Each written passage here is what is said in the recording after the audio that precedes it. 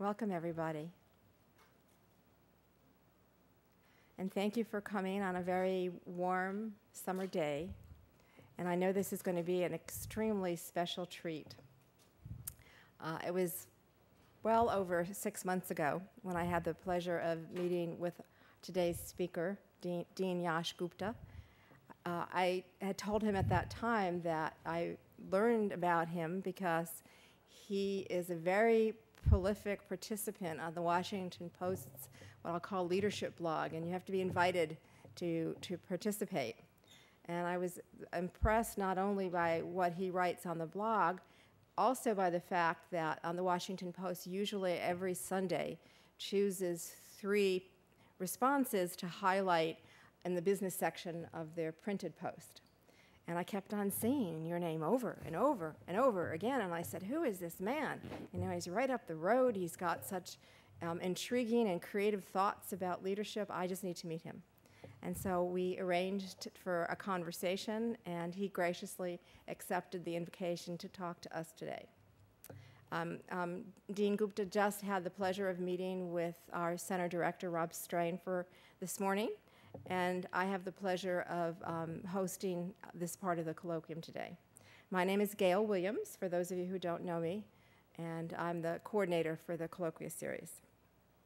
So let me just tell you a little bit more about our guest speaker so that I can build up the anticipation for you. He is the inaugural dean of the Carey Business School, a position that he accepted in early 2008. And he's taking charge of the university's initiative to reinvent business education by arming students with both business skills and critical knowledge from other disciplines, a very holistic, systemic, integrated learning approach. The Carey School was launched as a freestanding business university in 2007, and now it's going through this reinvention. Before coming to Johns Hopkins, Dean Gupta served as the dean at the University of Colorado at Denver, the University of Washington, as well as USC's Marshall School of Business. His educational background is extremely impressive. He has a long list of really amazing degrees, having studied both in India and in several institutions in England. I can't wait to hear about his view of leadership and how it relates to the reinvention that's going on at the Carey School of Business. And I know from having spoken with him, he's a very creative, easygoing guy. So I'm sure that if you have any questions along the way, please feel free to ask them. This is being taped, so either yell them out loudly or Dr. Gupta will repeat them for the sake of the record. So enough about me doing this for you. I really want you to make this about our guest. So please give a very warm Goddard Space Flight Center welcome to Dean Yash Gupta. Thank you very much. Ms. Williams, thank you very, very much for such a generous introduction. My only regret is I wish my mother was here. Good morning. Good morning. It's a pleasure. It is a privilege for being invited to speak to this august group, an institution in itself which is the leading institution in the world. So I'm honored and privileged. We as institution, Johns Hopkins and NASA, our relationship is so intertwined. Our destiny, in many ways, are a common destiny. And I also tell you that NASA really raised our people. The former administrator of NASA, Michael Griffin, came from Applied Physics Laboratory. Our current director of Goddard Space came from Applied Physics Laboratory. So we are very good in training people. Sooner or later, if you are from Johns Hopkins, even if you are dean of the business school, someone will say to you, "Oh, Johns Hopkins, are you a physician?" As a matter of fact, the first time I arrived at the airport, and I asked the cab driver, "Would you take me to Johns Hopkins?" He did take me to Johns Hopkins, but he took me a place. I said, "I really don't need it right now. I'm too young." He took me to the hospital because that's what is considered to be Johns Hopkins. And I think those people, like Dr. Strand, had a great advantage when they were asked, "Were you at Johns Hopkins?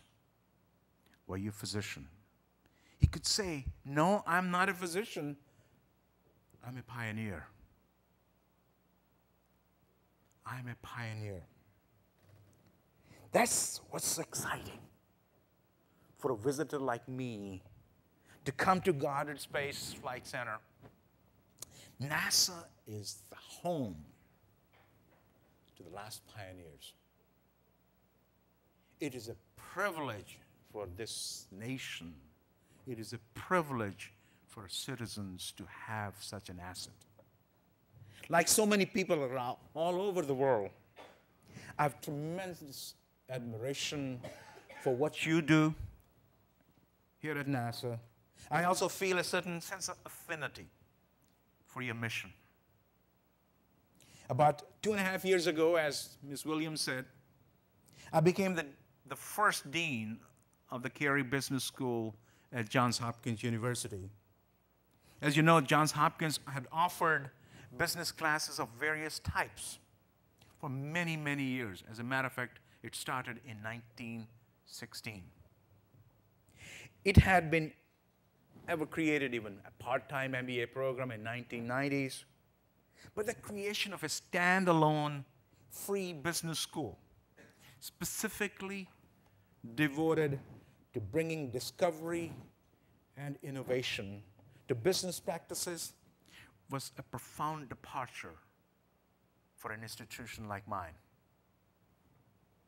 It took them a long time. As you see, they started in 1916, and they created the business school in 2007.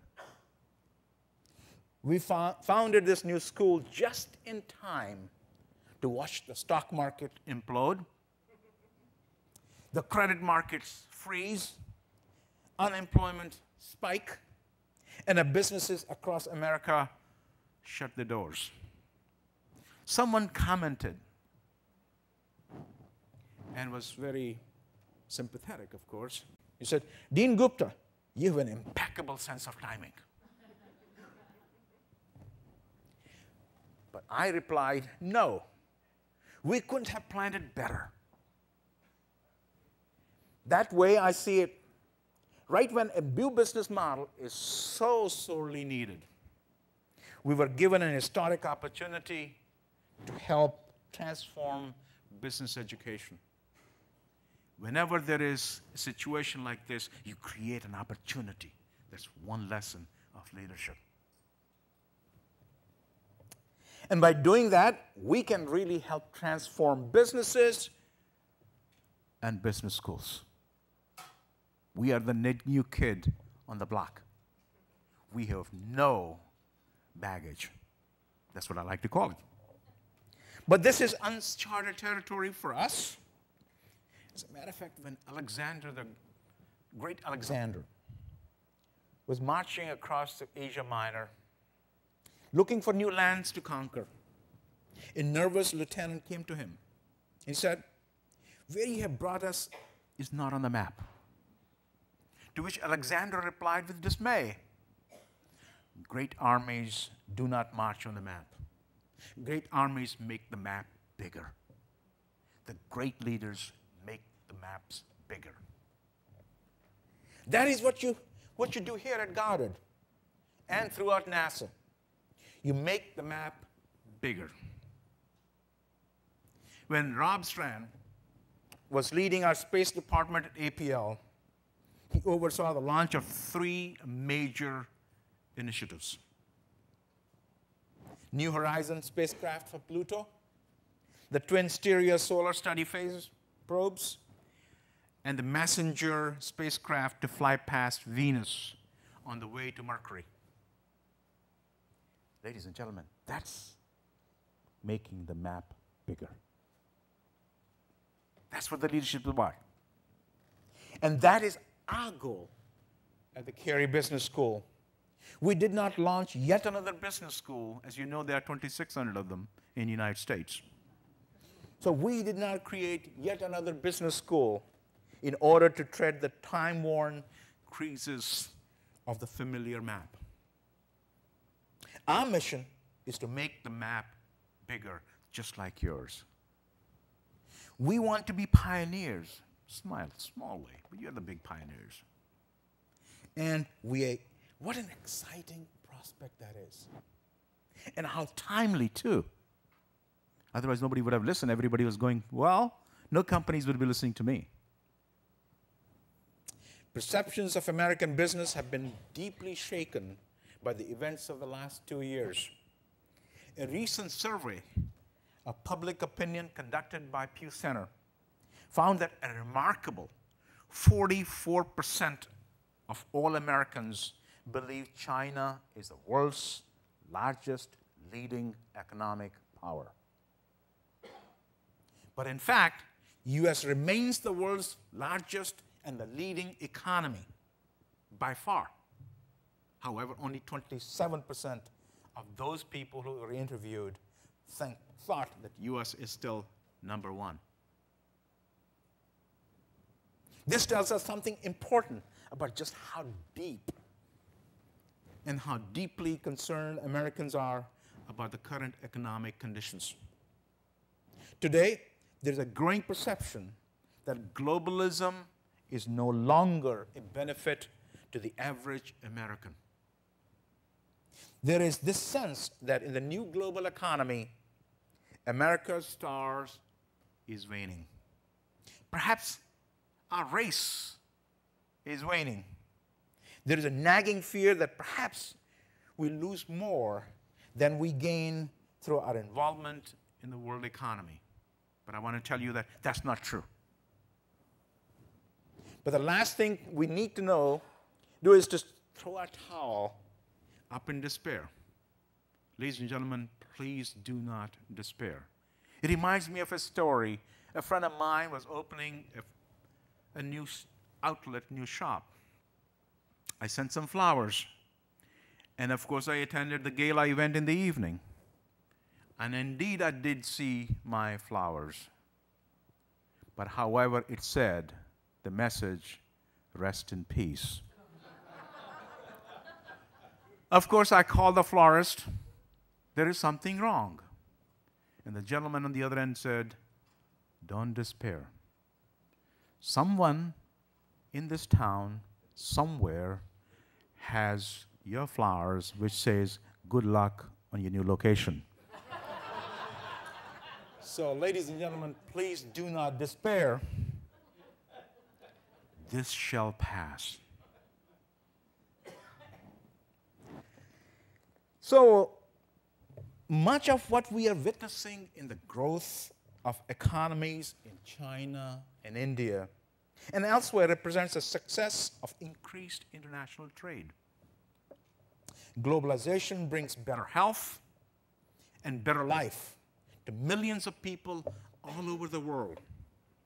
But it means that every country must identify its strengths and work hard to maintain and improve those advantages. Remember this, as what Friedman said, when he was growing up, his mother used to say, finish up your meal, clean your plate. Someone in India or China is looking for your meal.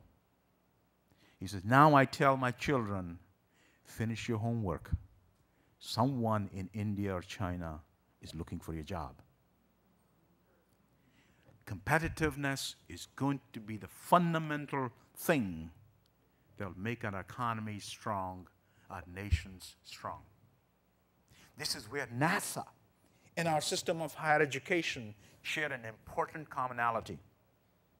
Both space exploration and higher education are the areas in which the United States has undisputed leadership. Yet in both these areas, it is very difficult to accurately measure the economic benefit of what we do and what we provide.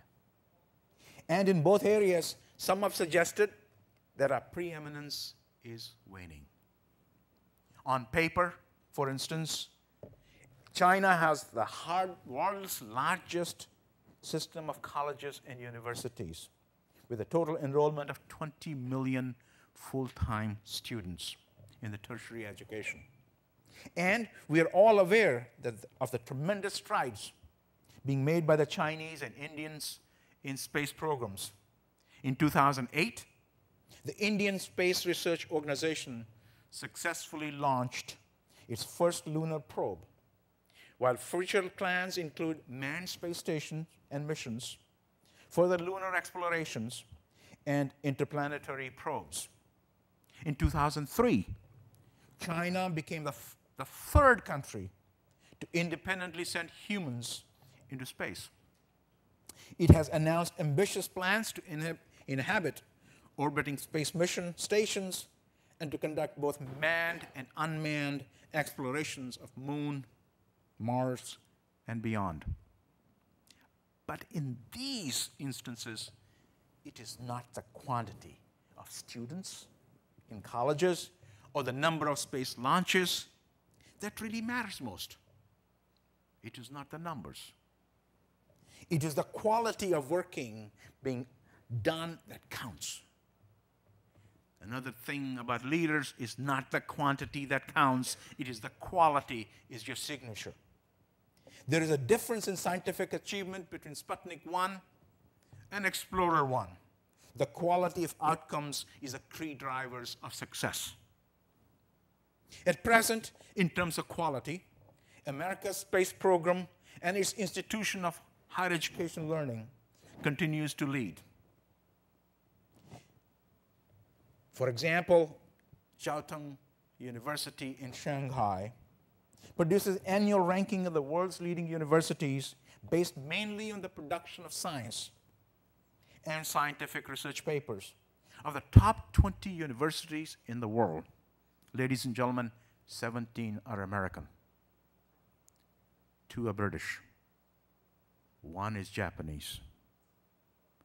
None Chinese. The value of top-ranked research university is difficult to measure, but should not be underestimated. The Indian Institute of Technology are recognized internationally for their education and their research capacity. Last year, 320,000 Indian students took the entrance examination for 8,000 seats. None of the top 100 universities in China or in India. As a result, currently more than 350,000 mainland Chinese students are studying for degrees overseas. In the past year alone, the number of Chinese students coming to study in the United States was projected to increase by a whopping 40%. In much the same way, I'm sure those of you here this morning could cite numerous indicators of how the quality of work being done by the American space program continues to lead the world. I hope you agree with me that maintaining our leadership in space exploration, in higher education, in American businesses are of vital importance to all of us. How do you maintain that leadership? What makes a leader in any field? This is the big question, and I'd like to address today. Is that essence, what's the DNA of a leader? We are committed to teaching leadership as our core focus at the Carey Business School. No doubt any business school dean who came here to speak would tell you the same thing, that they are in the business of teaching management skills and therefore leadership. But our belief and the reason for creating yet another business school. So, when we so many already exist, why are we doing this? Is there a critical need to reconsider and revamp how management of the business is taught in the United States? We believe the hierarchy of abilities as taught at most business schools is actually upside down from what it should be. And ladies and gentlemen, let me add to this. Business schools are not only about business. The business schools are about leadership. And that is so sorely needed in this world.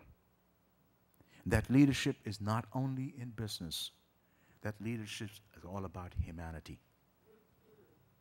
For more than a century, business schools have largely defined their mission as teaching of a set of specific abilities. This is the how-to approach. It focuses almost entirely on accounting, marketing, finance, and other similar skills. In this approach to business management, leadership is perceived as expertise in a skill-based science. Master the skills, and you have a mastered leadership. But all too often, this leads to a management approach of managing by numbers. It leads to short-term focus and lack of vision. I would even say that in the long run, it leads to Enrons and the WorldComs and Lehman Brothers. Because when you're so much mired with numbers. Ladies and gentlemen, as I said before, leadership is about humanity. It is about humility. It is about humor. I don't believe this is the way you run a business, or a business school, or a space program for that matter. At Carey School, we have set out to create a new paradigm of business education. On one that approach business as a knowledge-driven art, anchored by ethical behavior and grounded in the business and the tradition of humanity. We're committed to developing global business leaders and solving our most pressing societal problems through discovery and entrepreneurship.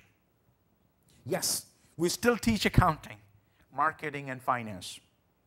But the focus is on these disciplines as skills, not as core competencies that define business leadership. We believe that true leadership involves hierarchy of skills. What is leadership? Think of it as a pyramid. At the base, you have a critical thinking skills. In the middle section is comprehension. And the pinnacle is courage. Critical thinking, comprehension, and courage. These are the key attributes that define great leaders and enable great leadership. I'd like to take just a few moments to describe each and suggest how they may apply to you and to apply to me in making this better world a better world. Let me say critical thinking. The base of the leadership pyramid is formed by the critical thinking skills. Skills based in the necessary foundation for any success. We've all heard the joke where the visitor asks a New Yorker, how to get to Carnegie Hall? The person looks at him and said, the answer comes back, by practice. If it's funny, because we know it's true. Whether it is in music or mathematics, chess, grand mastership, or interplanetary exploration. You cannot perform a winning game until you have spent the long hours mastering the skills. In sports, of course, we take it for granted that one of the defining characteristics that sets apart a Tiger Woods or Lance Armstrong or Michael Phelps is the ability to stay focused and put unusually long hours in perfecting techniques. When the 19-year-old British swimmer, Rebecca Edlington, who won the 2 gold medals in Beijing Olympics, she revealed that she had logged an incredible, you here for this, 8,840 hours of training since the age of 12. That's nearly 4 hours a day, every day, 7 days a week, for 7 hours, 7 years. In business, the key to critical thinking is mastery over a core set of skills that enable a leader to analyze and understand the challenges and opportunities a company faces. Simply put, there is no alternative to competence. This is where a solid grounding in finance, in marketing, in management, and so on is so tremendously important. Understanding the numbers and what they mean is core competency of business leadership. Usually this comes about the same way that Rebecca Eddington perfected her swimming stroke, through years of experience and dedication. So we naturally tend to value experience very much. But experience can be a dangerous teacher. Who hasn't been frustrated in suggesting a different course, only to hear, oh, we tried that once, and it didn't work? There was a business leader who was asked, do you think you have learned some from your mistakes? He replied, oh, absolutely. Given the same set of circumstances, I could repeat them all exactly. Experience does not necessarily lead to great leadership. The value of experience comes only when it is joined with intellectual flexibility. In other words, the ability to learn, to think differently. Vivek Paul is a former president and CEO of a company called Wipro, which has now become a multinational. It started in India. He is credited by having grown a Wipro from just $150 million to what, $1.4 billion over 3 years. Prior to that, he had been very successful at General Electric, where he spearheaded GE's medical equipment joint venture in India. This was recognized at the time by The Economist magazine as the best joint venture in Asia. Paul has said that the best advice on leadership he ever got was from an elephant trainer in the jungle outside Bangalore. One day, while he out hiking through the jungle as a tourist, he came across several large elephants, each tethered to its own small stake. He asked the trainer, how can you keep such a large elephant tied to such a small stake? The trainer smiled and knowingly said, when the elephants are small, they try to pull out the stake, and they fail. When they grow large, they never try to pull the stakes out ever again. That was a valuable lesson in leadership for Paul and for others. Experience can be a dangerous teacher. There's a parable always reminded to me to strive to do what must be possible, not just what it is. Never limit yourself by past expectations or past experiences. Experience is a guide, but not their destiny. 2, comprehension.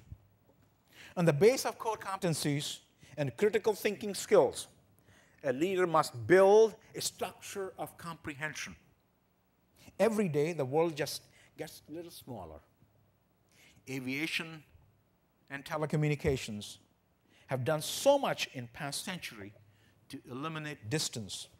In a sense, they have recreated the equivalent of a prehistoric supercontinents such as Gondwana land. Just as the great land masses are physically joined millions of years ago, they have been linked in a different way today by the speed and the ease of travel and telecommunications. Consequently, we have built greater interdependencies among our nations, our people, our businesses, and our cultures. So every day, it becomes even more important for American business leaders to understand the culture, the politics, the religious beliefs, and the economic systems of people across the world. Not just in Europe, but in Asia and Africa as well. Let me put another perspective. 1/3 of all the world's cranes, building cranes, today operate in Shanghai. Half of the construction of buildings between now and 2015 will be performed in China. Chinese are operating and opening and building, just building currently 108 airports. In the last 40 years, we opened one called Denver International Airport. The dependencies are enormous. So it's become even more important, quite frankly, to understand these cultures. At Johns Hopkins, party propaganda, we are committed to the idea that the future of education is built on a global model and depends upon our sophisticated understanding of global issues. That is the reason we have footprint in 122 countries around the world. The author Jeremy Rifkin recently described the times we are now experiencing, a race to global consciousness. He suggests that human understanding has advanced not through evolution or the mere passage of time, but rather in direct response to advances in technology that altered how we interact with each other and the world around us. So, for instance, hunter-gatherer societies possessed a mythological consciousness to explain the world. Agricultural societies, on the other hand, organized around writing, developed a theological consciousness. Coal and steam-powered societies depended upon printed words, from which arose the consciousness of ideology and the nation-state. Today, says Rifkin, universal, instantaneous electronic communication demands a new mindset, a consciousness of empathy. In fact, advances in neurophysiology and psychology and evolutionary biology have demonstrated that human beings are actually hardwired to be empathetic. We are meant to be highly social, cooperative, and independent.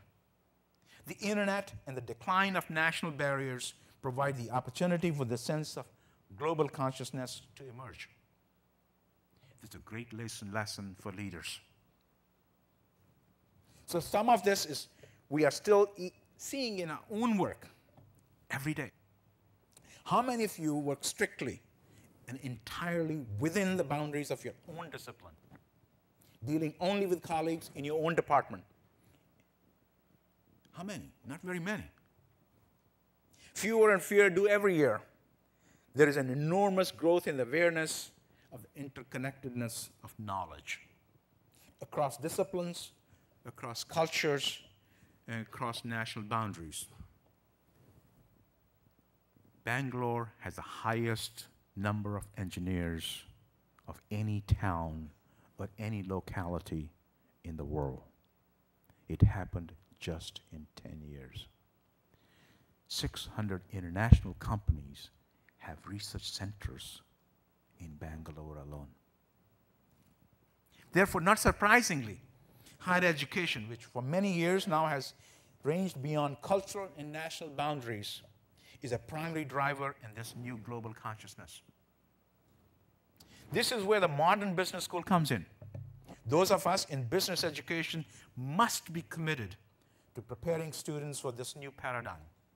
We need to break away from a system in which the students are provided with little more than a financial toolkit, whose purpose is manipulating numbers for the advancement of a stock price. Given the state of the world, we cannot afford to be so inward-looking. Our leaders of tomorrow, not just in business, but in politics, in science, in technology, will need a deeper appreciation and understanding of the universal human conditions than ever required before. My friend Deepak Jain, former dean of the Kellogg School of Management, told me a story. He asked his students to do something of significance once they're successful.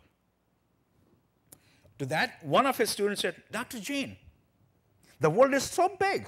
How can I make a difference? Jain responded, to the world, you may be a person. However, to a person, you can be the world. Life is all about making a difference in one's life.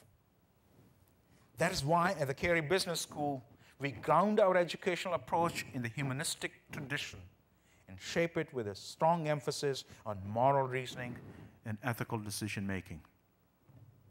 We believe that great organizations like NASA achieve their greatness because of a shared fundamental commitment to integrity.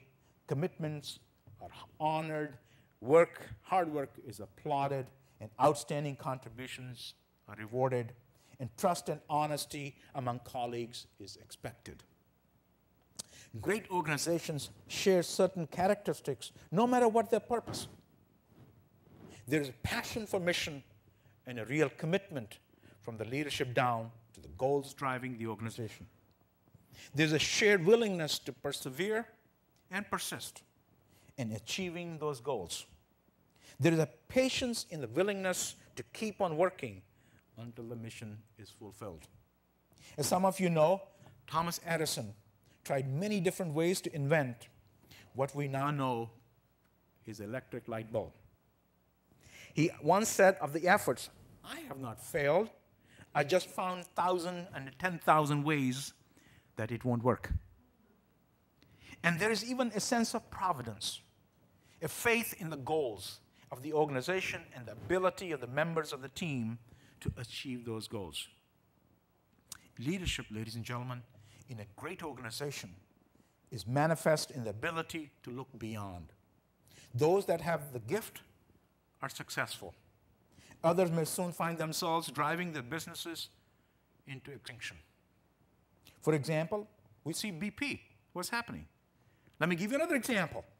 We all know of Alexander Graham Bell, inventor of the telephone. But what we may not know is that he offered to sell it to Western Union Company for a mere $100,000. The offer was rejected. A memo found years later states the reason for this rejection, and I quote, this telephone has too many shortcomings to be seriously considered as a means of communication. They could not see beyond Morse code and telegrams. And where is Western Union today? And the telegram. Another of my favorite stories involved the Kindle. Just recently, I learned that when it was being developed, it was offered to AT&T for exclusive rights for production. A low-level manager rejected the idea outright, not thinking that this could be a remarkable proposition. Well, as a result, now all these types of decisions must go through corporate office. Smart move, but just a little too late. The true leadership is being able to consider the ramifications of trends, events, and business activities. Steve Jobs is a contemporary master, absolutely a master of this. He could visit the Xerox Palo Alto Research Center, see an early version of the computer mouse, and immediately understand how it can transform personal computing. Or understand how the ability to store songs in a digital format could revolutionize the music business. Or foresee how the ordinary self could be transformed into personal portable computing device. But it is not enough to simply to be able to see what needs to be done, nor is it simply enough want to get things accomplished. Ladies and gentlemen, leadership is all about motivation, about getting everyone on your team to pull with the same stroke and aim in the same direction. President Dwight Eisenhower said it best. Leadership is the art of getting someone else to do something you want done because he wants to do it. It is worth noting, though, that some charismatic leaders have been master of motivation, but were lacking utterly the foundations of integrity. In the business world, these kinds of leaders frequently alienate their customers and drive their companies to ruin. In the political world, they tend to start wars. Number 3, the courage, the pinnacle. Finally, there is a pinnacle of leadership called the courage. And for that, I can think of no better example than the history of NASA. I want to share a story of a crazy idea. That is a study in courage. Let me reflect back in August of 1968. Some of my young friends weren't here. Trust me, I was 100 years old that time. America and Soviet Union were racing to the moon. Both space programs had enjoyed some spectacular success and tragic failures. Apollo program was progressing steadily after the fire that claimed the lives of astronauts Grissom, White, and Chaffee.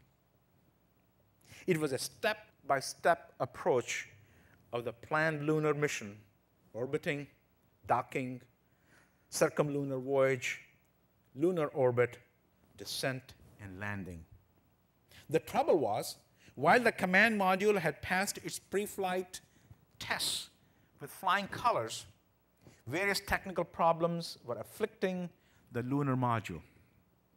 Apollo 8 was originally planned to send the command module and the lunar module into Earth orbit together to work on docking and other maneuvers. It was also to be the first manned launch of the mighty Saturn V rocket. But the lunar module was not ready. This was when Apollo manager, a program manager, George Lowe, had his crazy idea. He said, if we can't take the lunar module up for a dry run, why don't we just send the command module out to the moon and back? He proposed a circumlunar visit out, around, and back. But then Bob Gilruth, head of the Manned Space Center, once upped him. As long as you are there, why don't you go into lunar orbit as well? Imagine the audacity of what was being proposed. The command module, which had only once before been Earth orbit, had to ascend on a rocket that had never carried human aloft. It was to be the first manned object to leave Earth orbit, and it had to arrive exactly at 128.7 kilometers ahead of the moon, which was itself was traveling at 3,200 kilometers per hour.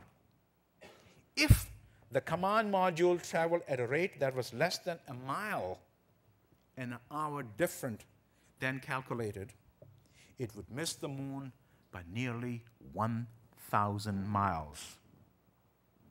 Flight dynamics officer Jerry Bostick once said he has to aim at a spot, just aim at a spot in front of the moon, equivalent to the thickness of a sheet of paper when viewed from Earth. The proposal went to NASA Administrator Von Braun and all the way to President Johnson, who actually approved it. Apollo 8 launched on December 21st at 7:51 a.m. 3 days later, right on schedule, the Apollo 8 command module disappeared around the dark side of the moon and dropped into radio silence. In a remote tracking station in Western Australia, a mission specialist remembering and waiting. Nobody had ever seen behind the moon up to this point. We had only sent satellites around, So we all waited and waited for what seemed hours, but really it was only 32 minutes. Behind the moon, the astronauts were suddenly alone. The radio was quiet, and there was no Houston. Mission Commander Frank Borman turned to the other astronauts and asked simply, "So, are we go for this time and for this thing?" They were go. Borman pressed the button, and the astronauts felt pressure at their backs as the spacecraft slowed in response to a 4-minute, 6-second burnout and dropped into the orbit. Command Module pilot James Lowell later said, "Longest 4 minutes I've ever spent in my life." And that night, ladies and gentlemen, effectively the space race was over. Through hard work, through daring and imagination, and by that most important quality of leadership, courage. To paraphrase a popular TV series for the time, to boldly go where no man has ever gone before. This is courage, the true spirit of leadership. It is the ability to say, just do it and get things done.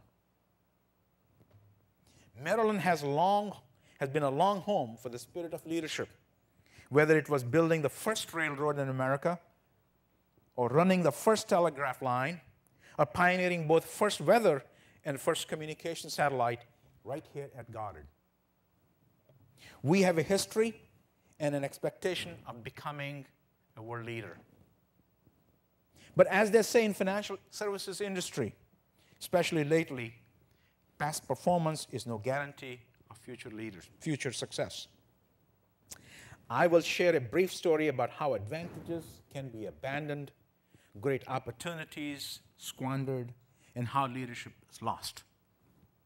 This is a cautionary tale from another time and another society that was a pioneer in exploration, China of 600 years ago. The third emperor of Ming Dynasty ruled in the first decades of the 15th century. As part of his desire to expand Chinese influence, the emperor sponsored China's only major seagoing explorations of the world. The first expedition launched in 1405, nearly 2 decades before the Henry the Navigator became Portugal's voyages of discovery. At this time, China possessed the world's most advanced sailing technology, including the use of compass, ships built with watertight compartments, the stern-post rudder, the fore and aft lug sails that enable the ships to steer closer to the wind. The Chinese shipyards were built enormous wood ships, boats measuring up to 500 feet long. Some of the largest wooden boats ever built in history. By comparison, nearly 100 years later, all 3 ships of Columbus, lined up end to end, would be less than half the length of just one of the emperor's ship. The emperor assembled a seafaring flotilla of 62 ships carrying more than 20,000 men. Over the next 2 decades, this enormous fleet would sail many thousands of miles to India, to Africa, the Persian Gulf, and it is likely even to Australia. One British historian makes this claim that some of the emperor's ships eventually circumnavigated the globe. This was 600 years ago, and surviving records are incomplete. But there's a famous Chinese silk illustration of the time that still exists, showing an African giraffe brought back from one of the voyages for the emperor's private zoo. Imagine Columbus and his tiny ships trying to transport a giraffe. These were clearly the largest seafaring fleets up to that time in history and for the centuries thereafter. And then it stopped. The Mongols on China's northern border were threatening and demanding attention. The cost of building, equipping and maintaining an enormous Navy was tremendously expensive, and there was other bills to pay. China's mandarins, the administrative class that effectively ran the country, believed there was nothing to be gained trading with the rest of the world. They withdrew government support. The Navy collapsed. By 1474, it was down to 1/3 of its previous size. The opportunities and enticements of international trade or globalism or world leadership no longer appealed to the Chinese. Rather than engaging with new people and new ideas as they had done before, the Chinese, then the world's most advanced civilization, began to shun the outside world. They became a nation of anti-globalists. They turned their back to the outside world, and in doing so, they closed their minds. They chose not to wear the mantle of leadership, their own achievements that had won them before. Actually, in 1500, the government made it a capital offense for a Chinese citizen to go to sea in a ship with more than 2 masts. A ruling of 1525 authorized officials to destroy the largest classes of ships. The specialized shipyards that could build seagoing vessels were abandoned and left to rot. Later, even the records of Chinese seagoing adventures could be surpassed and suppressed and destroyed. Just as 150 years after the great era of Chinese discovery, the Navy and the nation's overseas trade was gone. I wonder if we can detect a similar inclination at work in the United States today. There is a sense out there that you can detect from time to time. It is a feeling that maybe we too should retire the fleet, scrap the programs, stop dreaming of the stars, pay more attention to what is needed here at home. According to this line of thinking, now is not a good time to be taking risks, to be thinking big, to be imagining a better world, or investing good money putting our ships out to sea. What a terrible idea that would be. Nothing could be worse in our current situation. For America to turn inward at this point would be an absolute tragedy. When we as a nation take off our eyes from the stars, when we stop looking forward to a future better future than we have today, that will truly be a disaster. That's why today we need great leaders and great leadership more than ever. I would conclude by reminding you of the powerful truth taught by Martin Luther King. He said, great leaders and the great leadership is not limited only to those who have hands rest on the levers of power. Each of us has within ourselves the ability to lead, but we have to choose to do so. Leadership is a conscious act. And so let me leave you with 4 simple suggestions from our own experience that you can take it today.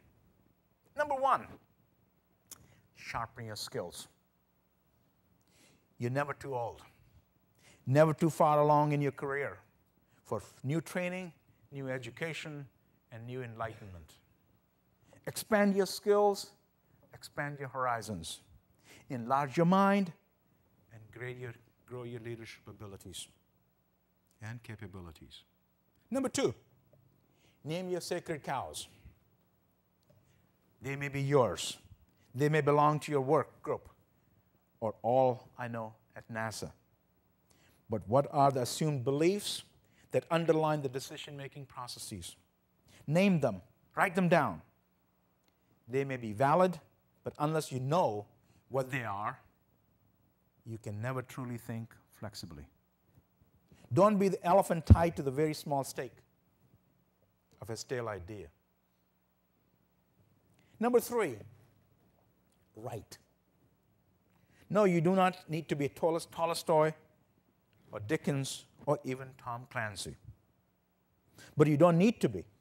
The very act of physically writing out an idea or an argument causes us to think more clearly about it.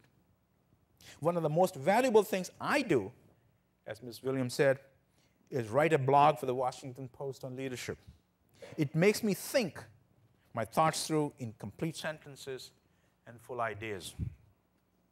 Write a blog, write for the center's newsletter, or for best of all, write a letter to the editor of the newspapers. Believe me, people read them. When I get 300 responses, I know exactly I'm in trouble. One way or the other, commit yourself to thinking in text. Good writing is good thinking. Good thinking is the core of great leadership. If you're going to be a great leader, your voice needs to be heard. Finally, number 4. The world is moving quickly, and it will not stop for you or for anyone else. I love this saying by Richard Hodgett. Every morning in Africa, a gazelle wakes up. It knows it must outrun the fastest lion or it will be killed. Every morning in Africa, a lion wakes up. It knows it must outrun the slowest gazelle or it will survive, or it will starve. It doesn't matter whether you're a lion or a gazelle. When the sun wakes up, you better be running. Faster than anyone you have imagined. The world is changing. We have arrived at a global inflection point, and we all want to know, where are the leaders? To which I say, keep your eyes on the waterfront. Who's burning their fleets? Who's putting the ships to sea? In the years ahead, you will see both winners and losers in the globalized economy. Look for the adventurers. Look for imagination. Look for innovation. That is the key to the future. In higher education, at the Carey Business School, and here at NASA, the future belongs to the next generation of global venturers. When we welcome the bold, we encourage dreamers in the vision of new tomorrow. In the past, that has been our mission. In the future, we must work every day to make it our destiny. This is leadership. And this is what I believe we are called upon to contribute to the world. Thank you. Appreciated your attention, and I'll take questions.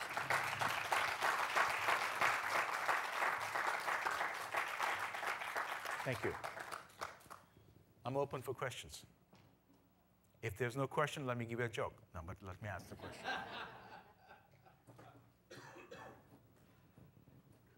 Yes, sir.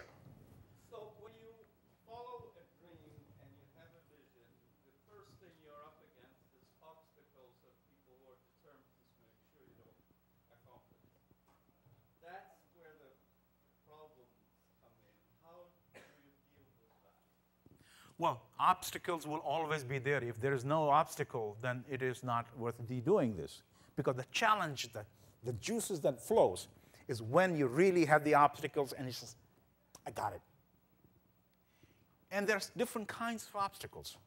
There are some obstacles that are within. You assume they're obstacles. They're really not obstacles. The second type of obstacles are the ones which requires convincing, campaigning, cajoling, persuading people. Let me give you an example. I'll come off in a minute. The Supreme Court of the United States. Chief Justice has no additional vote than other associate justices. The only thing he has today is the power of persuasion. So one way to scale the power through power of persuasion, those obstacles. Third, don't take everything in one go. There's nothing smells better than victory and success. Take one thing at a time, and you will see those who wish to produce obstacles will go away because they like to have the winners. They like to salute the sun rising. That's my answer to you. Yes, sir.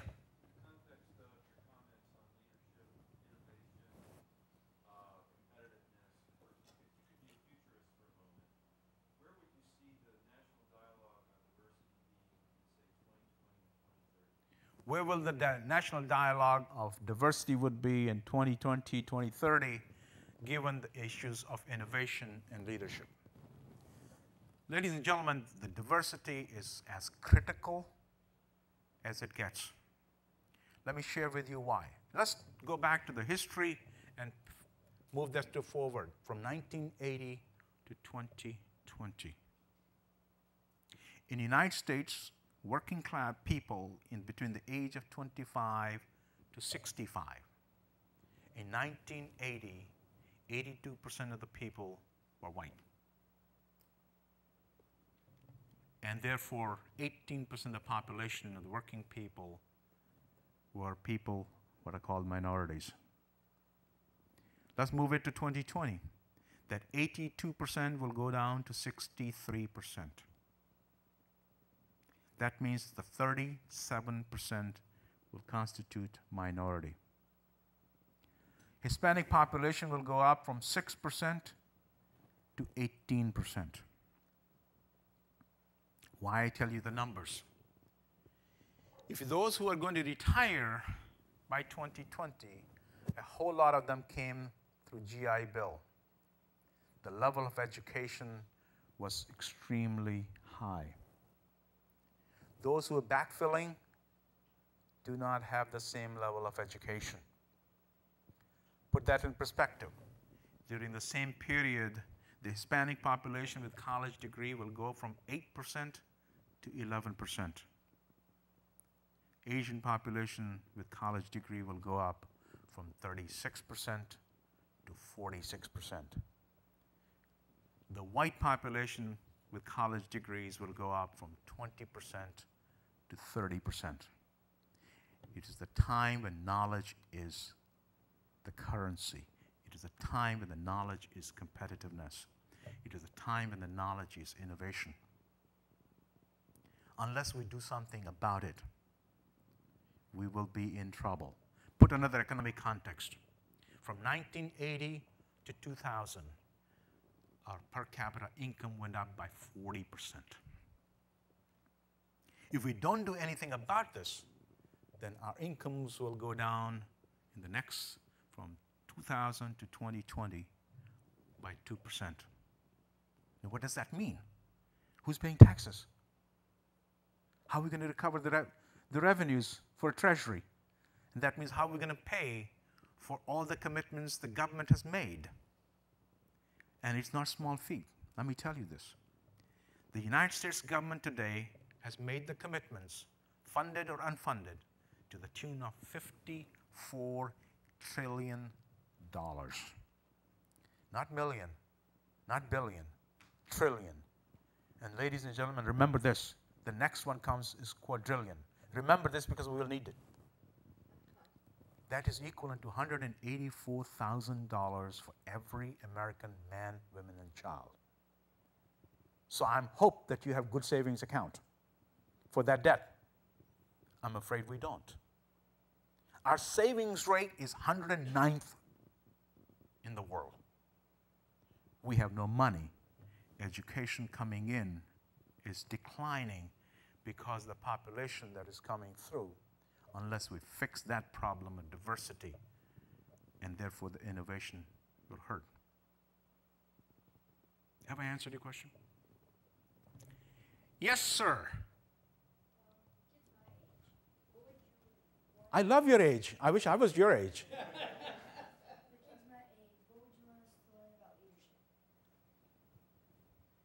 What would you learn about leadership irrespective of what age? Leaders are leaders. Facebook was created by an 18-year-old. And I hope that you will do another Facebook at your age. But leaders have the passion. They have the perseverance. They persist. They have a purpose. They have motivation. They have understanding they have capacity, they have knowledge. Remember this, I haven't said yet the word experience. To me, experience is at the bottom of that pyramid. If you don't have experience, that means you're young, right? So you should be okay. Chase your dreams. Chase your passion. In this process, make sure that you are compassionate. Because if you're not compassionate, nobody's going to help you. Learn this way. You build on the shoulders of others. That's always the case. Whether your mom, your pop, your friends, your siblings, or your friends. If that's the case, you have to be compassionate. You have to be consistent. You have to have a purpose. Any others? Yes, ma'am. This builds on the last question. Are there any particular leadership theorists that you return to over and over for inspiration and to rev up your own vision? Let me tell you, if you really look for the leadership, there are many, many wonderful, wonderful people in this world, been or are. Or the documents, the books. If one looks at the Bible, it's a great leadership story. Even if you don't understand the theology part of it. Why would you otherwise have people go through the Red Sea? You look for the promised land and followers. That's a great lesson of leadership. Take any of the religious books. You don't have to necessarily be religious. Looking from the theological point of view, look at the purpose, the objective, the drive that made them happen. Look at the great leaders. Gandhi, a phenomenal leader, who was comfortable, very comfortable as a lawyer. Gave up everything, every penny, every nickel, and brought peace and a great leadership. King, I'm talking about Dr. King. There are many great leaders. And they don't necessarily have to be in a political domain, or they don't have to be in business domain. They don't have to hold an office. Mother Teresa, a great leader. Because the leaders are first and foremost, the leadership, I'm going to paraphrase Marion Edelman. Marion Edelman once said, the purpose of education is not to enrich oneself. The purpose of education is to enrich others and leave a world better than you found. And ladies and gentlemen, that is the purpose of leadership too. It's about making sure that the others that follow are better leaders. Let me give you another story in the history of the United States. Abigail Adams, wife of John Adams, wrote a letter to John Adams. Said, our neighbors are asking, what is it that you do? What is it that you do? John Adams, and I'm paraphrasing, wrote back and said, tell our neighbors I'm studying war so their children and grandchildren can learn peace. I'm studying war so your children and grandchildren can learn commerce and trade. They can learn humanity and civility. That sense of trusteeship, not that he was talking about himself, your children's and children's and grandchildren. That sense of trusteeship is about leadership. Cathedral of Milan took 500 years. Now you tell me, well, those were the original bricklayers or the architects.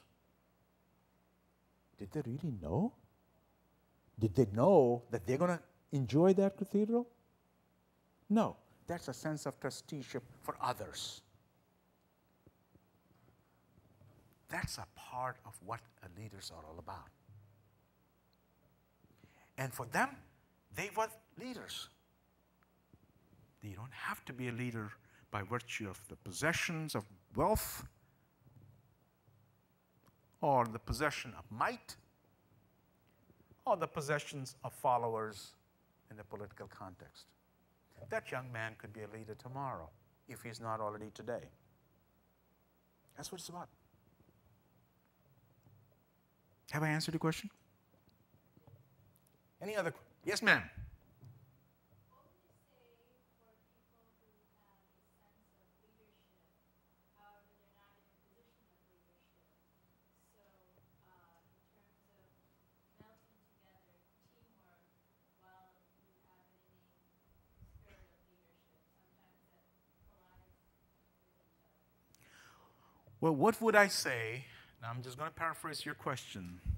Those who are not in the position of leadership, however, they are members of the teams, and yet in times they may be in collision with the leaders. Am I right saying that? Everybody's in a position of leadership. Position is not defined by the position or the rank or the order or the serial number or the title. Quite frankly, if that would have been the case, there would be no power, situation, or politics in organizations. The titles do not regime means that you have the power and the authority. The authority is one day at a time by earning it. You become leader by earning the respect and the trust, not by assuming that I must have your job. That doesn't help anybody. That's the way I see it. And that power is a power of persuasion. I was asked to speak at a gathering of MBA students a few years ago. And of course, the questions prior to my talk was, how much money will I make? How many jobs will I get? When will I become CEO? Will I get $1 million sign-on bonus? I was rather perplexed, quite frankly, because some people said, well, how do I get my right? I gave up my prepared remarks and said, tell me something, you have no right. You only have privilege. And let me tell you how you gain that privilege.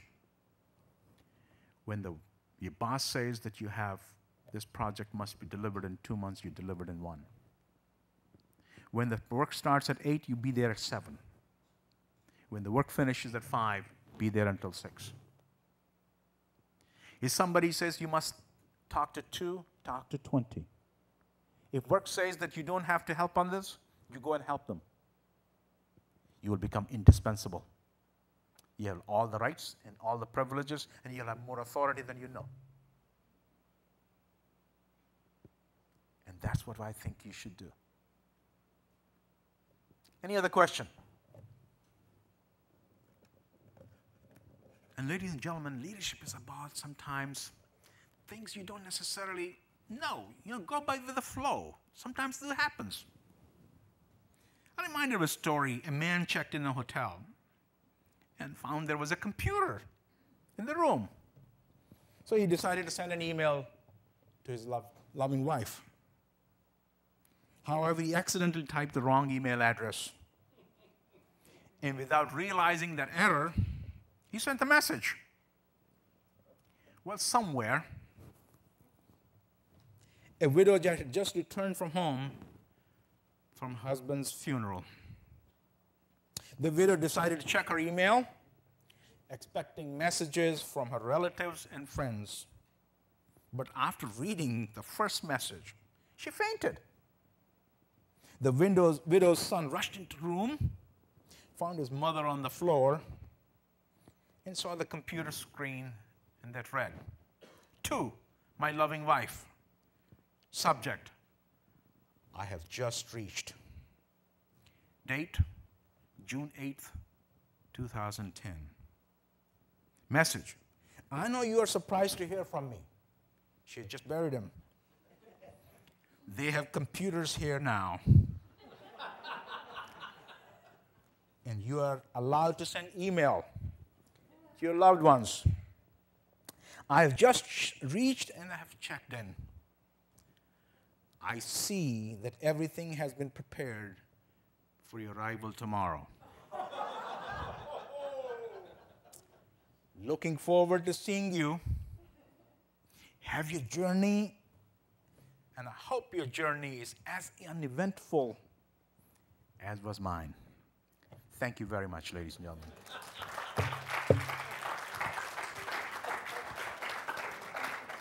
Thank you.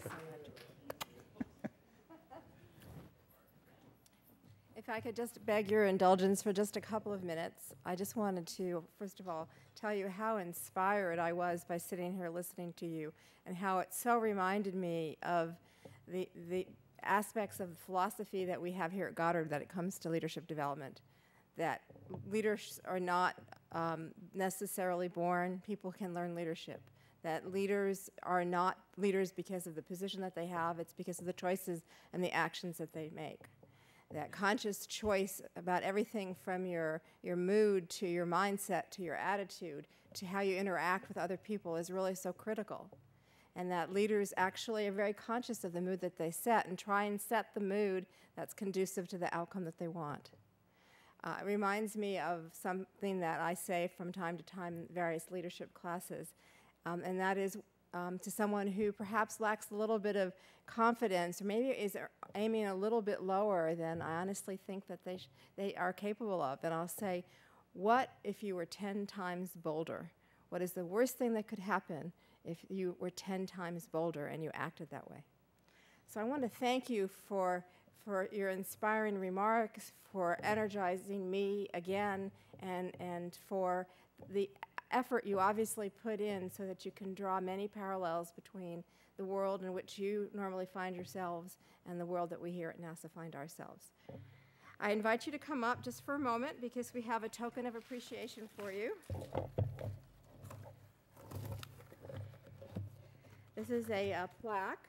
Oh my good heavens. That was signed by Rob Strain, our center director, and it says an appreciation of your enlightening and thought-provoking remarks at today's colloquium, and it says at NASA Goddard Space Flight Center on today's date. And it's a collage of Earth's and space science, human spaceflight, and technology images representing the breadth of what we do here. Thank you very much. I'm so grateful. Thank you. Thank you.